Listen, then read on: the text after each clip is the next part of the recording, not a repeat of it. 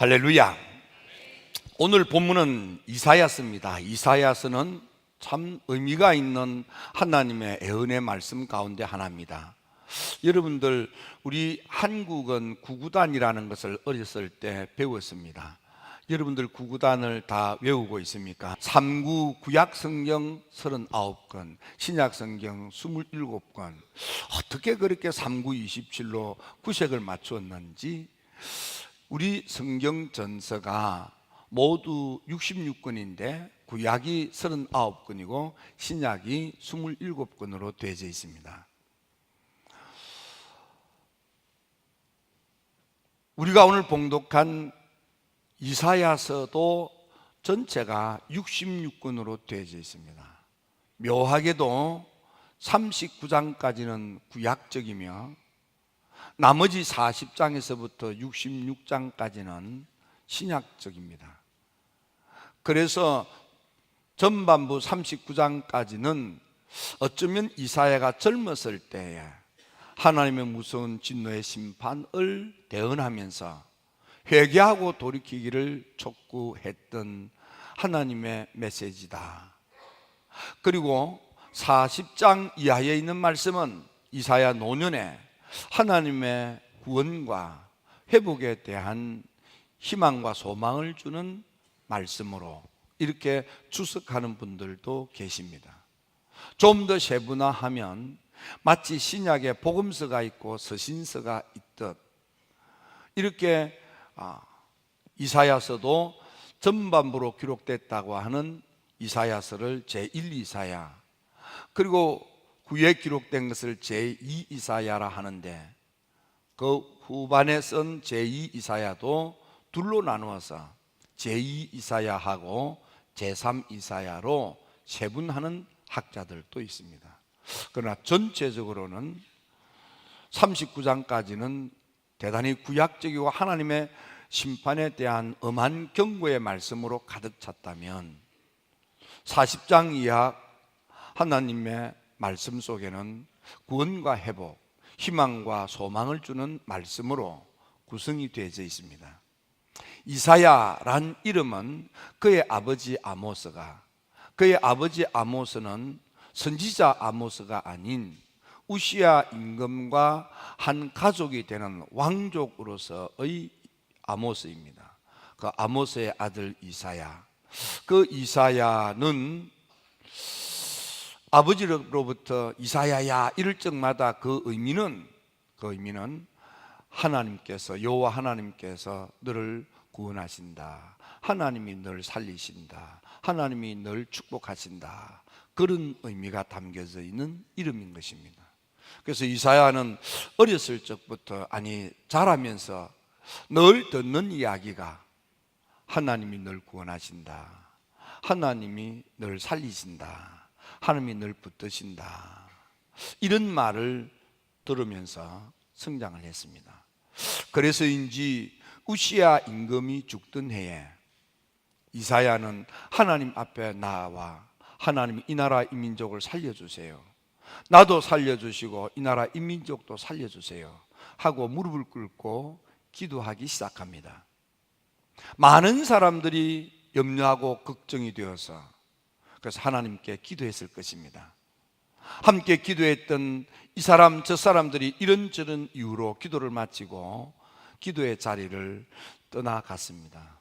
하지만 이사야는 마지막까지 끝까지 남아서 하나님의 응답의 역사가 일어날 때까지 무릎을 꿇고 하나님께 애절하게 매달려 기도하게 됩니다. 모든 사람이 기도하다가 일어나서 떠났는데 기도의 자리를 끝까지 지켰던 이사야에게 하나님께서 계시로 응답하셨습니다.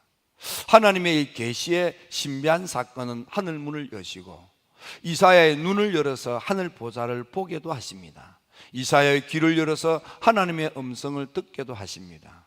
이사야에게 믿음의 용기를 주어서 하나님의 말씀에 대하여 신앙으로 결단하고 선지자로 자기 자신을 하나님께 제물로 드리기도 합니다. 이사야, 우리는 오늘 이 이사야를 통해서 우리가 어떻게 이 찾아오는 더위에 우리 인생을 지치지 않고 우리 인생 곤빗지 않고 툴툴 들고 일어나 날개를 단 인생, 하늘을 향하여 날아오르는 인생, 광명이 넘치는 인생, 기쁨이 넘치는 인생, 하나님을 찬양하는 인생으로 살 것인가를 생각하면서 은혜를 나누고자 하는 것입니다. 이사야서에 많은 가르침이 있고 너무너무 귀한 주제들이 많이 있습니다.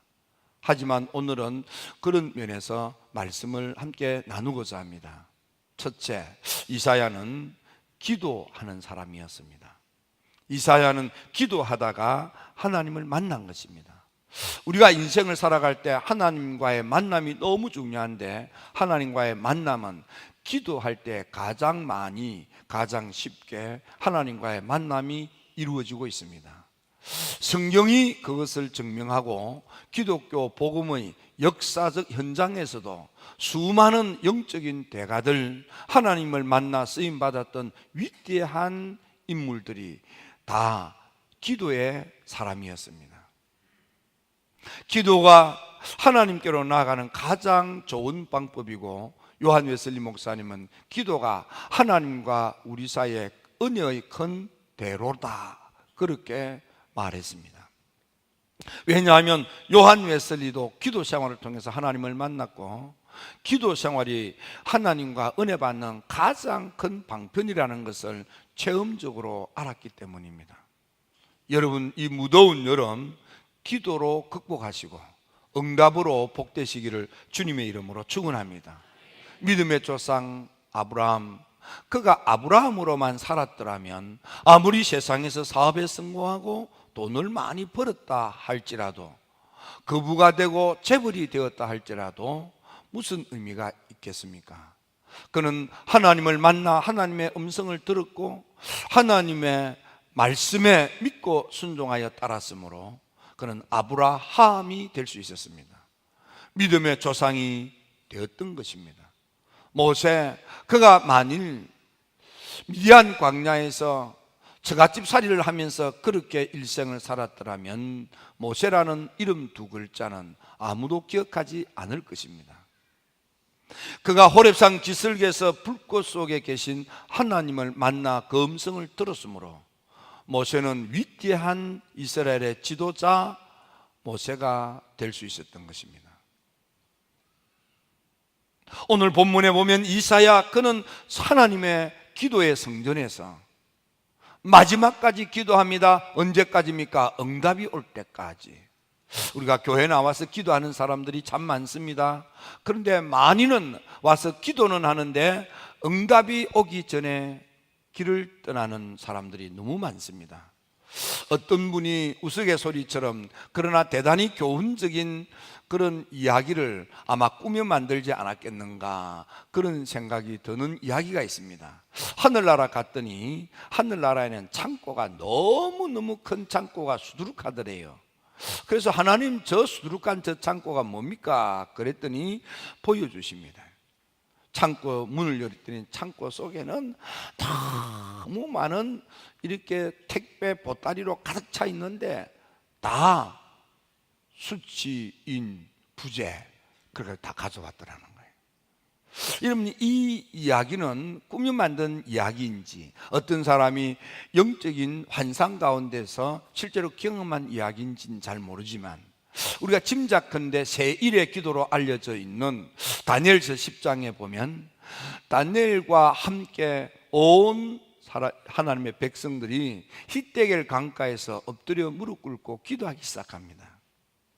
그들의 기도 소리를 듣는 첫날부터 하나님께서는 응답천사를 보냈지만 그 응답천사가 이런저런 방해와 장애물 때문에 기도하는 그들에게 오기까지는 20하루가 걸렸습니다. 그래서 세1의 기도의 성경적 역사적 근거를 여기에 그 사례로 삼는 것입니다. 거기도 보면 기도하기 시작했는데 함께 기도했던 사람들이 응답이 오기 전에 다 일어났을 것 같습니다.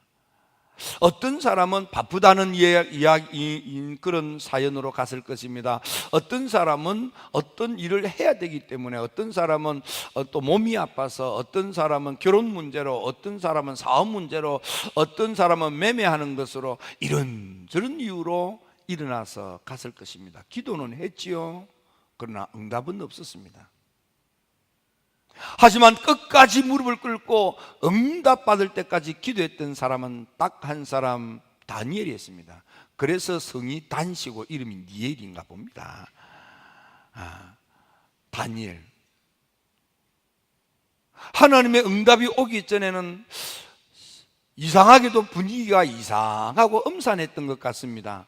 그래서 마지막까지 함께 기도했던 사람들 가운데는 무섭다, 두렵다, 겁난다 하고 성경에 보니까 도망질을 쳤다고 그랬습니다. 기도의 자리를 끝까지 지켰던 다니엘만이 응답 천사를 만나게 되고 하나님의 놀라운 영적인 신비한 체험을 하게 된 것입니다. 여러분, 기도하는 것도 중요하지만은 응답을 받는 것은 더 중요합니다. 이 무더운 여름, 여러분요, 기도함으로 응답받아 여러분의 삶에 놀라운 변화가 일어나게 되기를 주님의 이름으로 축원합니다. 히스기야 임금은 18만 5천 아수르 군대가 찾아올 때 그 문제를 대항할 만한 능력이 없었습니다. 군사력이 없었습니다.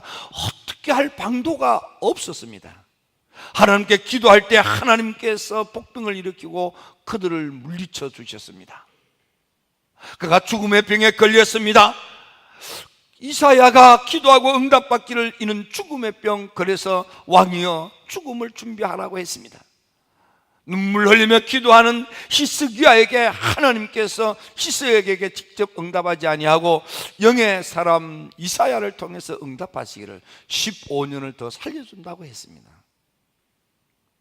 우리에게 있어서 중요한 것은 응답이 올 때까지 기도하는 것입니다. 여러분, 응답 받으면 여러분의 삶에 놀라운 역사가 일어나겠습니다. 여러분요, 그러므로 기도라고 하는 것은 무엇입니까? 하나님을 앙망하는 것입니다. 기도라는 게 뭡니까? 응답을 고대하는 것입니다. 하나님의 역사를 갈망하는 것입니다. 하나님의 은총을 배고파하는 것입니다. 하나님의 도우심에 목말라 하는 것입니다. 하나님을 앙망하고 갈망하고 하나님께 매달리노라면은 하나님께서 여러분들에게 날개를 달아주시는 것입니다. 그래서 하늘로 올라가게 하십니다. 달려도 곤비지 않게 하십니다. 걸어도 피곤치 않게 하십니다. 지칠 줄 모르는 인생, 피곤할 줄 모르는 인생, 날마다 승리할 수 있는 인생이 되도록 하나님이 여러분들을 도와도 주실 것입니다. 여러분, 이 무더운 여름 기도 생활로 이기시기 바랍니다. 두 번째는 회개 생활입니다. 이사야는 기도하는 가운데 화로다 나여 망하게 되었도다.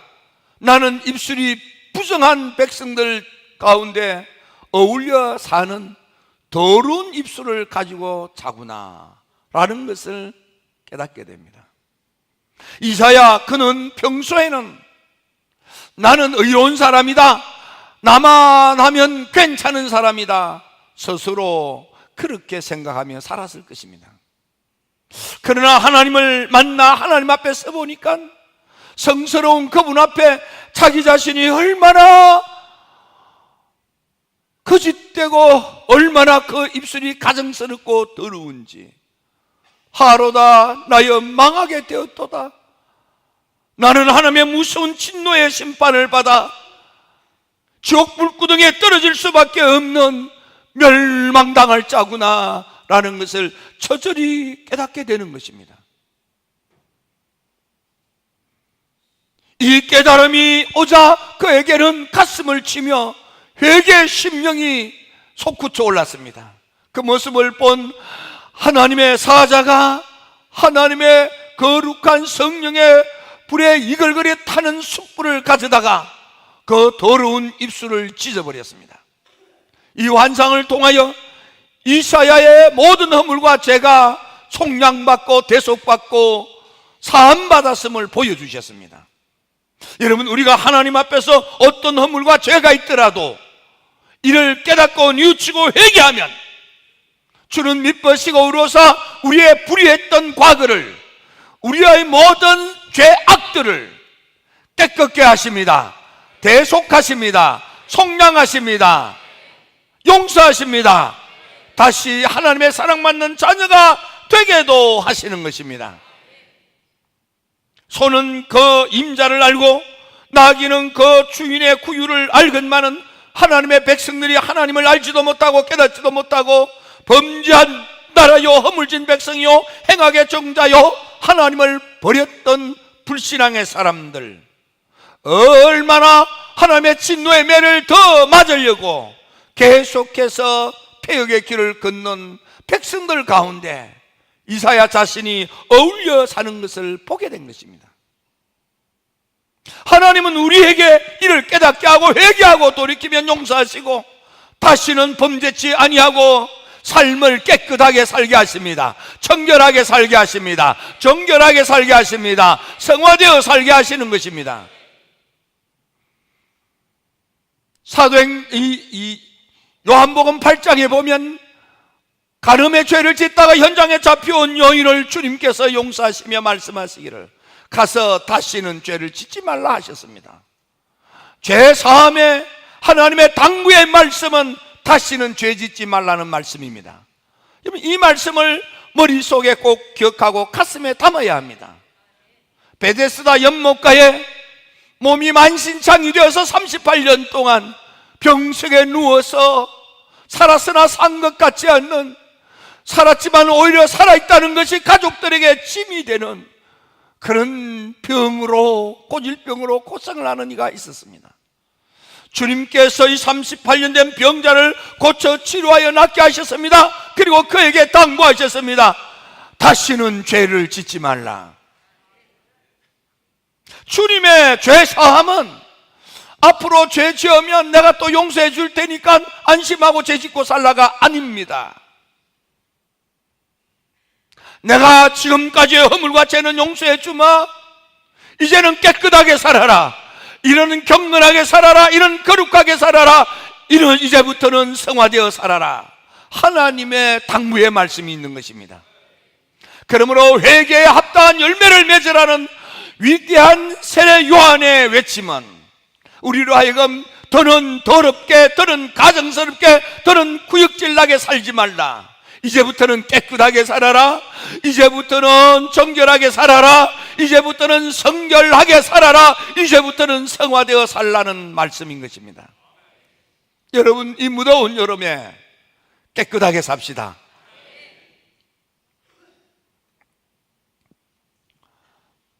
세 번째, 여러분 하나님의 축복으로 일어나시기 바랍니다. 하나님의 축복으로 다시 시작하시기 바랍니다. 하나님의 축복으로 새 출발을 하게 되시기를 주의 이름으로 축원합니다. 하나님을 만났던 모든 사람들은 삶의 새 출발이 있었습니다. 인생이 달라진 것입니다. 없던 것이 있게 되는 것입니다. 알지 못하는 것을 알게 됩니다. 할 수 없던 것들을 할 수 있게 됩니다. 문제가 풀어지기 시작합니다. 길이 뚫리기 시작합니다. 문들이 열리기 시작합니다. 빚에 쪼들려서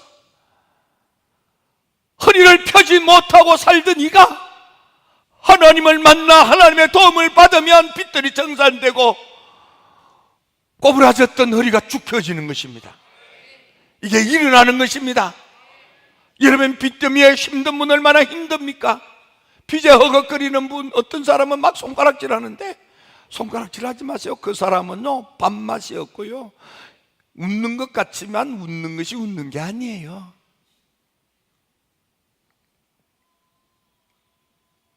하지만 여러분, 그 빚들이 하나님의 도움으로 청산되고 허리 쭉 펴고요, 어깨 쭉 펴고요, 화창한 얼굴로 인생이 확 밝아져서 기쁘고 즐거운 삶이 열릴지어다. 하나님이 일어나게 하시면 주저앉은 인생이 일어나게 됩니다. 성전 미문에 수입이 없어서 구걸해서 먹고 사는 안전뱅이, 한 푼 줍소 한 푼 줍소 한 푼짜리 인생이었습니다. 수입이 없어 한 푼으로 사는 인생, 거지 인생, 빈곤한 인생, 찢어지게 가난한 인생. 여러분들 가게마다 일터마다 사업마다 좀 일어나게 될지어다. 하나님의 도움으로 하나님이 도와주셔서 가게가 일어나고 사업이 일어나고 여러분들 인생도 일어나게 되기를 축원합니다. 주저앉은 인생, 망가진 인생, 구겨진 인생이요, 좀 일어나야지요. 주저앉는 인생, 그렇게 인생 끝낼 수는 없잖아요. 망쳐버린 사업, 그래서 손 털고 빈손가락 빨다가 굶어 죽을 수는 없잖아요. 가게가 다시 일어나야지요. 사업이 다시 일어나야지요. 경제가 다시 일어나야지요. 이 나라도 다시 일어나야지요. 우리가 대통령을 위해서 기도해야 될 이유는 우리의 아들, 딸들이 꿈을 갖고 좋은 직장, 좋은 일터 만들어주는 대통령이 되도록 기도해야 됩니다. 여러분, 우리나라가 다시 일어나야 되겠습니다. 나라도 일어나야 되면 교육계도 다시 일어나야 됩니다. 경제계도 다시 일어나야만 됩니다. 교회들도 다시 일어나야만 됩니다. 우리의 믿음도 다시 일어나야만 됩니다. 우리의 신심도 일어나야만 됩니다. 우리의 인품도 다시 일어나야만 됩니다. 여러분, 하나님은 우리가 다 일어나기를 원합니다. 그래서 하나님이 우리를 흙먼지로 만드시고 말씀하시기를 생육하라, 번성하라, 충만하라, 정복하라, 다스리라. 이 말을 한마디로 말하면 일어나라, 그 말이에요.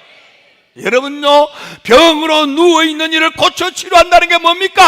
야, 병으로 쓰러져서 자빠져서 뒹굴다가 죽지 말라, 털털 털고 일어나서 새삼 살라는 거 아닙니까? 가난과 빈곤, 기근으로 허덕이는 이에게 하늘문을 열고 축복의 단비를 내리는 것도 가난에 찌들어 해야 될 일을 하지 못하고, 먹어야 될 걸 먹지 못하고, 입어야 될 걸 입지 못하고, 베풀어야 될 걸 베푸지 못하고 전전긍긍하고 사는 인생, 하고 싶으나 돈이 없어서 하지 못하는 그 인생, 너 그렇게 살지 말라.